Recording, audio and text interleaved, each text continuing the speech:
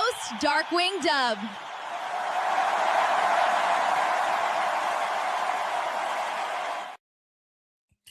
What is going on, everybody? It's your boy DarkwingDubb, and I'm back with another one. Man, this has been, I've been trying to put out more and more content, just to keep active on this thing, man. So I appreciate everybody that taps in with me. I appreciate everybody that does. Um, I'm just on here having fun, you know what I'm saying? But I got two topics that I want to speak about. And they are in the sports world. And it's in college sports. But it affects college football the most, right? So, y'all, welcome to No Cap, featuring me, your boy, DarkwingDubb. And today we are going to talk about the transfer portal and NIL. Because we know that NIL is a hot topic these days. And so is the transfer portal. But more so NIL. Why is that though? I don't understand it. You know what I'm saying? Like, why do people care what happens with these college players? Like, nobody bats an eye when these coaches, or even these days the administrators, leave and go to other schools, or they get paid millions of dollars. We literally just saw Lane Kiffin back out of his contract that was worth millions of dollars with Ole Miss. He backs out of his contract with Ole Miss to go to LSU for a bigger contract. And not because he was a winner at Ole Miss, but never won a championship. So that is coach transfer portal and NIL, because he's getting paid for his name, image, and likeness, because he hasn't won a championship. So why is it different for college players? You know what I'm saying? So it's an issue when the players do it, but it's not an issue when coaches and administrators do it. So to start off, what is the transfer portal? The NCAA transfer portal gets hyped up like it's necessary to enter. So basically, the transfer portal is not something that you just enter and then you go to another school. The transfer portal is really just a digital checklist for schools, and athletes can sidestep it if they know their options, right? Here's what matters. Why? First off, the transfer portal pretty much is these players enter this system and they have checks and everything that they have to go through. Because we see it all the time. All they're doing is putting their name on a list. We saw it happen. Everybody knows I'm a big time Longhorns fan, hook 'em. And we saw 2-3 players enter the transfer portal only to get brought off. The biggest one, the starting safety, Derek Williams. He entered the portal, and then like a week or two later, he's back at Texas. So pretty much it's just a list that you enter, and you have to clear whatever that's going on with the school. The coaches have to sign off on it, this, that, and the other, right? So why is that important?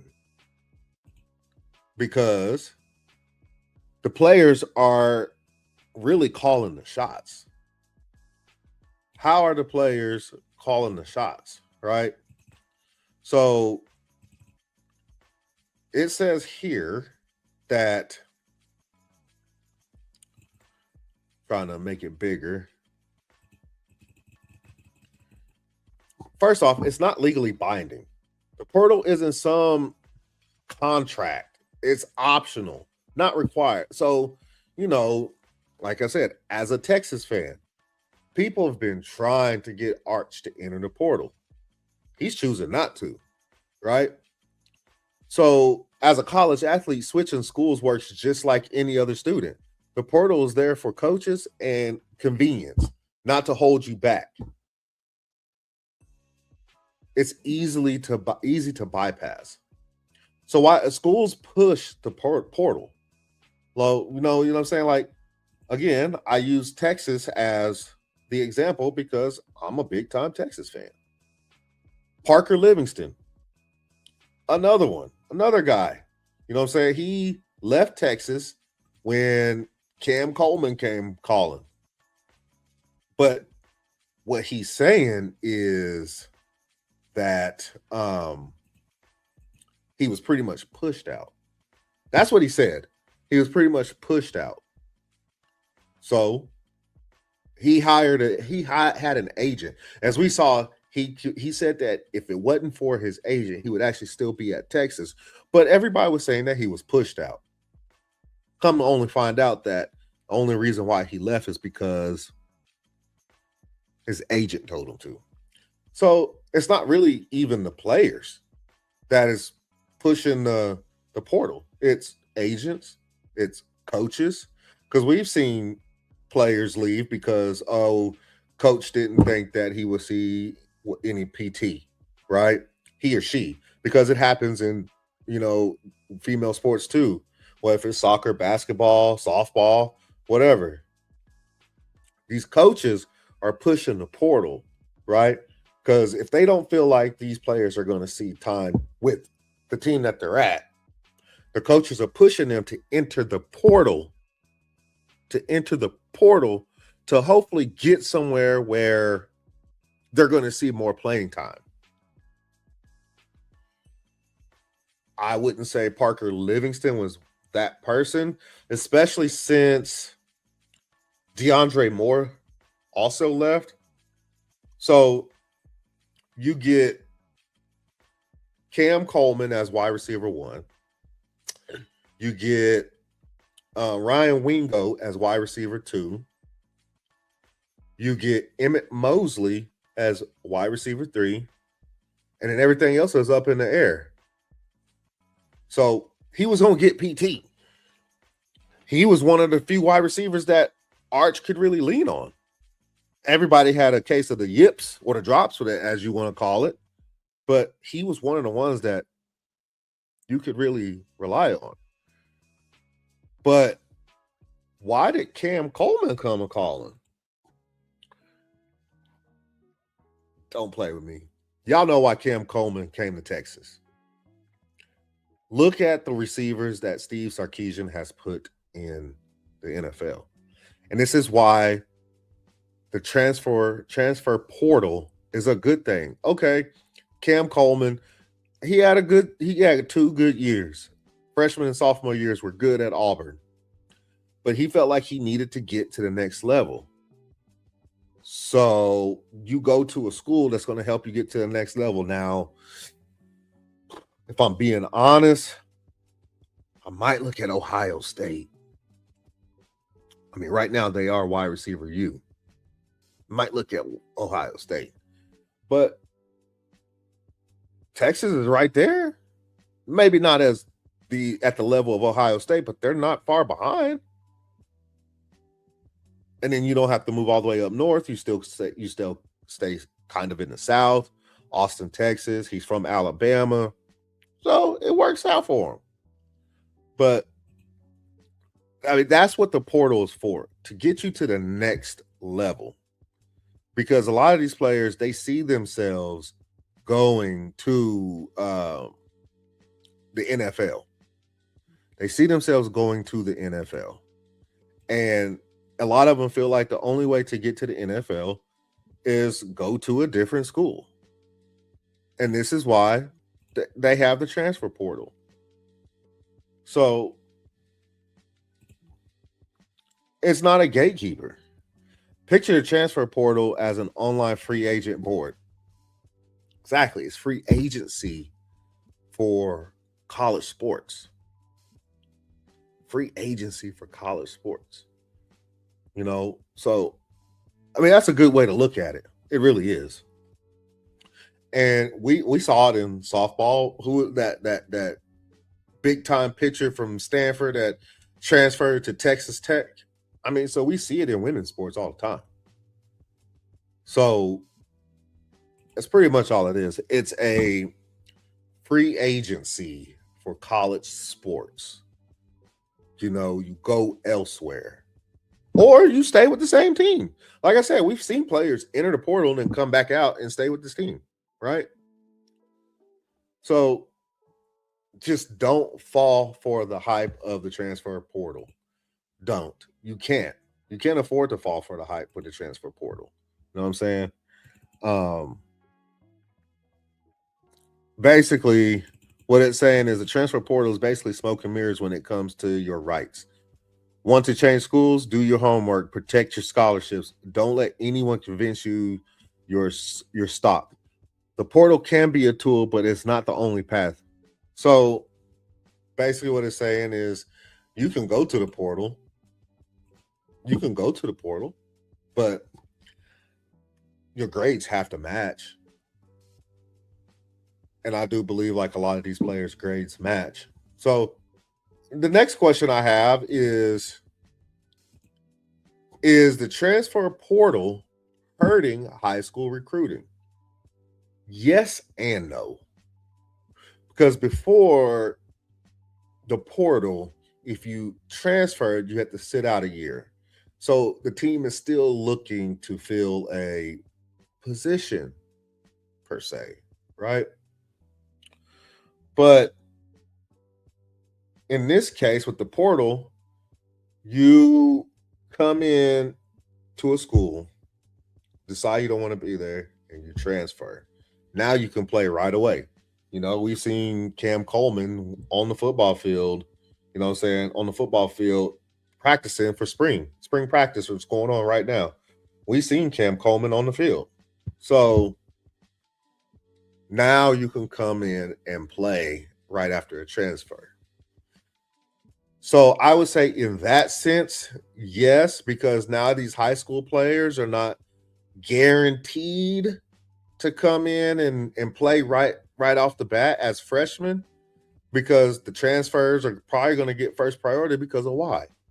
Experience at the college level.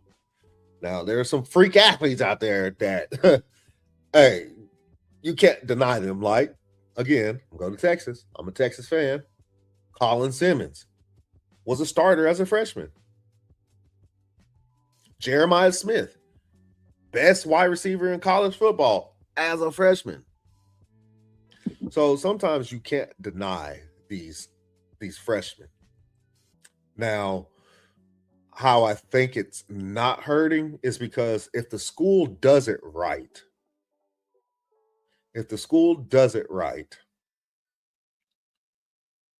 they have an even recruiting cycle of the portal and an even recruiting cycle of high school. That's how you fill your roster. And I believe that like a lot of the bigger schools, I get it. The transfer portal plays to the bigger schools more than so than the smaller schools, but they still have to be selective, right? So if you're Texas, you already have Ryan Wingo, who was a top 10 wide receiver in the freshman class that he was in with Cam Coleman, along with Ryan Williams and Jeremiah Smith. And then you bring in Cam Coleman. Well, they also brought in a 5-star wide receiver, Jermaine Bishop, who's probably going to see some time. Let's be serious here. The dude's a stud. He's a stud. But that's how you fill your roster. You got Cam Coleman. Okay, bam. He's got experience.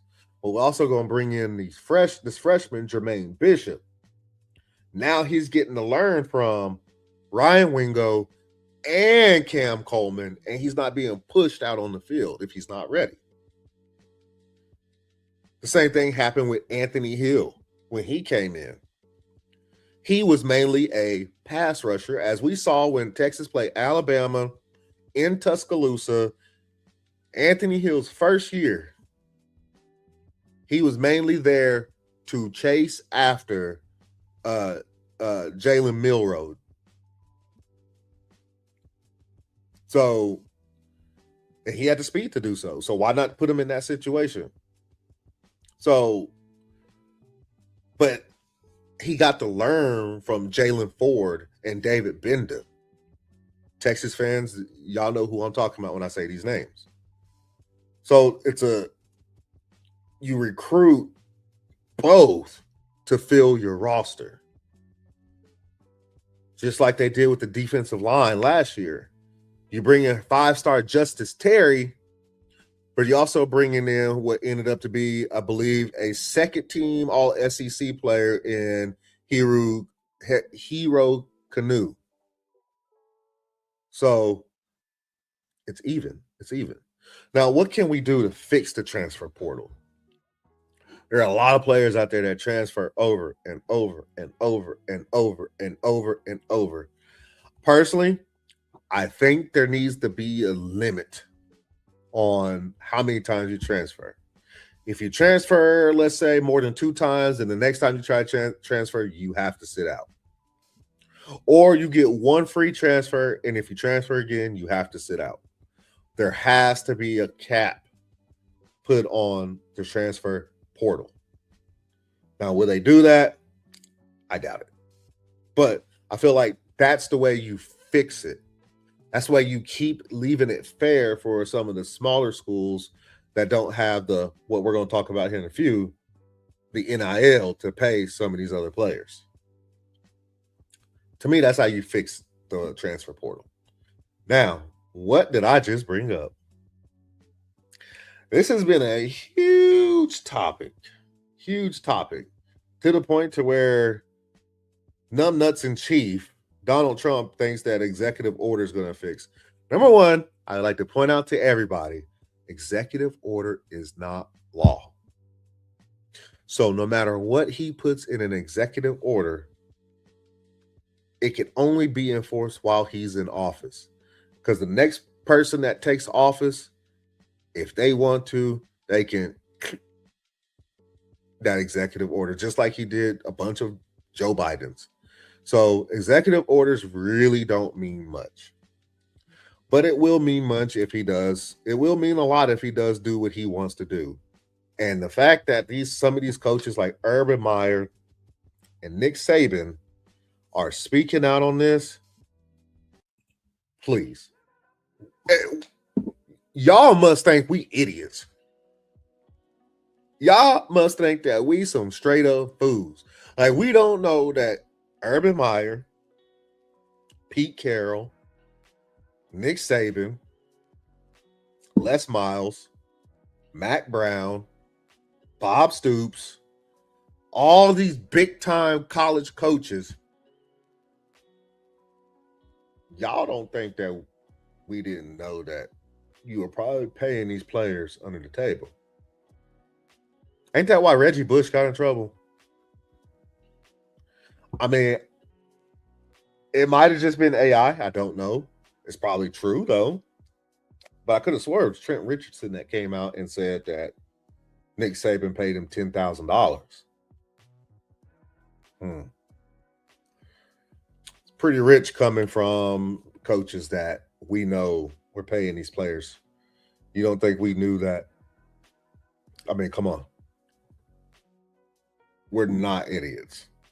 So, of course, we've seen it. And it's been, some of us probably think it's good because guess what we got out of it? We got this out of it. College football game is back due to NIL. EA Sports is doing their job by paying the players for their name, image, and likeness to have the video game. But is it too much? Has NIL ruined not just college football? it's more prevalent in college football because we all know football is the big sport in this country. Football is the big sport in this country. So you see it more in college football. But we know college basketball, men and women, baseball, men, softball, women. You know, we know every sport has their own NIL fund. It's just like I said, it's more prevalent in football. So, what is NIL? Name, image, and likeness. The rights of a college high school athlete to monetize their name, image, and likeness through product endorsements and other activities. And not just high school athletes. Current college athletes. They can sign multiple NIL deals. We've seen it. Or they start their own business. Like we saw Bijan Robinson have Bijan's Dijon mustard, which I hear is pretty good. So, what is the NCAA's NIL policy? Collegiate athletes can benefit off their name, image, and likeness according to state law. So, as long as the state has it in their law that they could do this, they're going to benefit from it. And we see it the deepest in Texas. Because we're seeing Texas Tech toss around money left and right to bring these players in. And good for them. We've seen the Longhorns do it. We've seen the Aggies do it. We're seeing SMU do it. You know what I'm saying? So take advantage of it if you can, right? What does this mean? In states that allow it, college athletes may receive pay or compensation for products, services related to their name, image, and likeness. Examples include autographs, endorsement deals. You know, we see players on TV endorse, doing commercial for cars. You know, cars and trucks. So, but is it ruining college sports? Before I get to that, I want to play something that Nick Saban was talking about at the White House. Here we go, right here. We obviously have to do it with the president's leadership and also with Congress probably, whether it's antitrust legislation or whatever it is, to allow student athletes in all sports, including women's and Olympic sports, to enhance their quality of life while going to college, but still provide opportunity to advance themselves beyond their athletic career, which is what the philosophy of college athletics and getting a college education has always been about. And how much does anybody talk about getting an education anymore? Nobody talks about it at all, which is the most important thing any of these student athletes can do in terms of enhancing their future.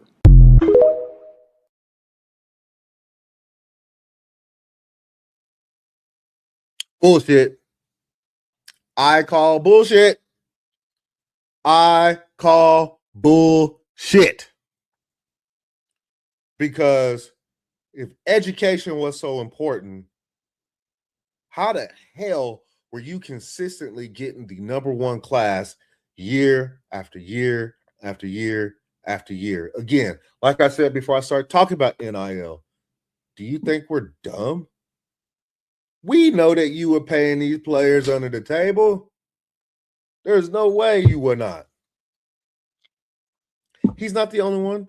I named a handful of coaches that benefited by paying players under the table. Bullshit. Education, so the main team that people like to talk about has deep pockets. Texas Longhorns, and I actually posted underneath the post that I saw the original post I saw, which was on Facebook, and I said this: crazy, because for the fall semester, the Texas Longhorns football team GPA was a 3.31 GPA, which is an A average. Not talking about education, huh? I mean, Steve Sarkisian's always talking about education and his players going to class and doing homework and stuff. The last reported graduation rate for the Texas football team was 90%. Almost the entire football team graduates. And that 90%, that other 10% missing, it's probably the ones that declare early. They go into the draft before graduating college, i.e., Xavier Worthy.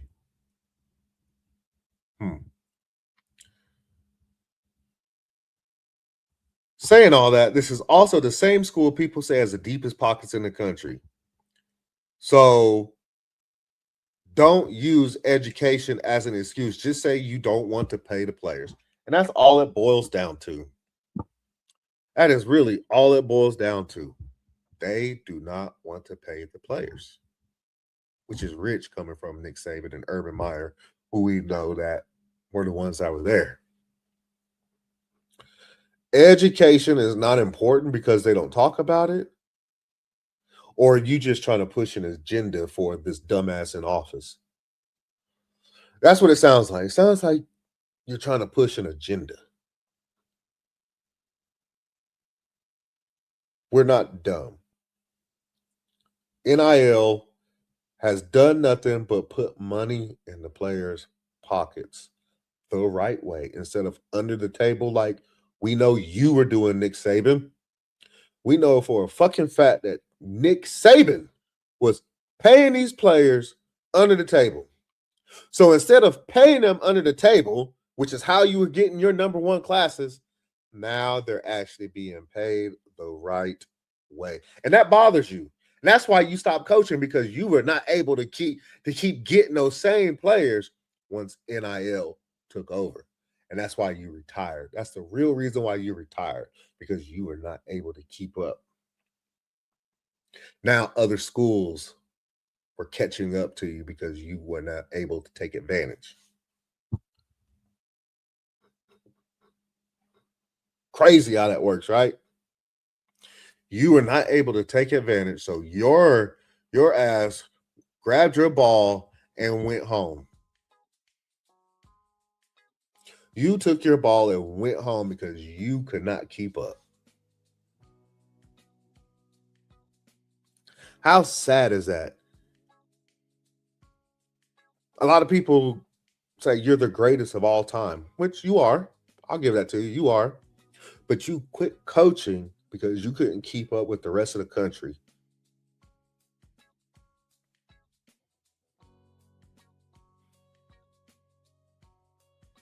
And because you couldn't keep up with the coaching with the rest of the country, you retired, and Alabama hasn't really been the same because you couldn't keep up.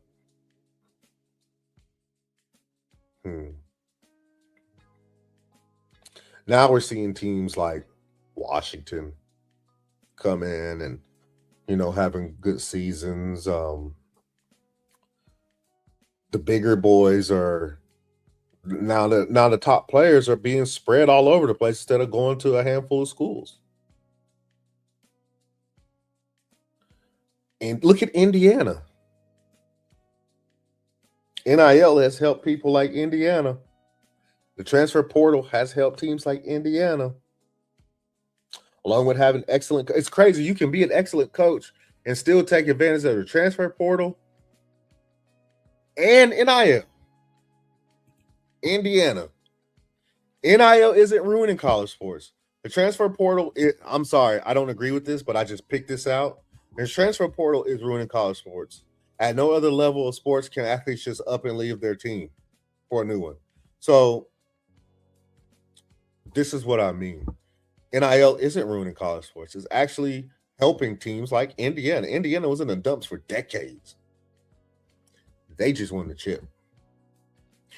Miami just started getting good again. NIL in the portal.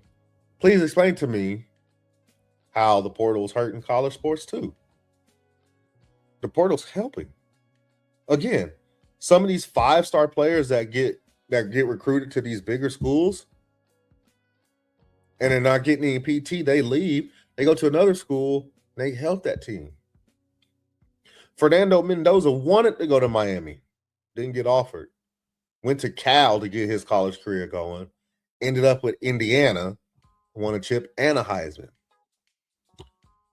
Both of them, when done correctly, help college sports. Whether anybody wants to believe it or not, when done correctly, it helps college sports. So, is NIL ruining college sports? I think it's helping. Is the transfer portal ruining college sports? I think it's helping. All I'm saying is look at some of these teams that we haven't been seeing win. And I'm going to keep using Indiana. We have never seen Indiana win anything other than basketball. They just won a national championship and had a Heisman winner in the same season, thanks to NIL and the transfer portal. Tell me how that's not working. SMU, they were in the playoff last year, thanks to NIL and the transfer portal. It's for everybody. It's for everybody. Even people like me who, enjoy stuff like this. NIL helped that. So, again, NIL and the transfer portal has helped college sports.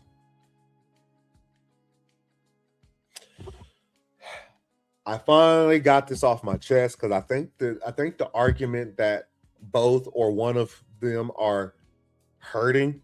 Now, could there be caps on some stuff? Sure, there can be. Not everything is perfect. This live stream ain't perfect. Will I continue to get better? Absolutely, I will. But NIL and the transfer portal is not perfect, but it has done what it's supposed to do. It helps not just the players, but the schools.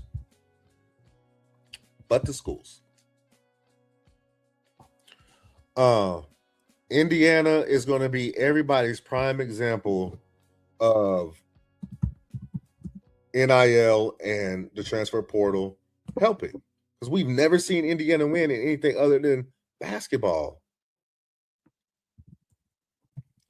So I don't know, man. I don't know why people feel like people like Nick Saban and some of these other teams or schools I don't understand how they get their logic. I mean, we've never seen Tulane win in anything. They made the playoffs this year.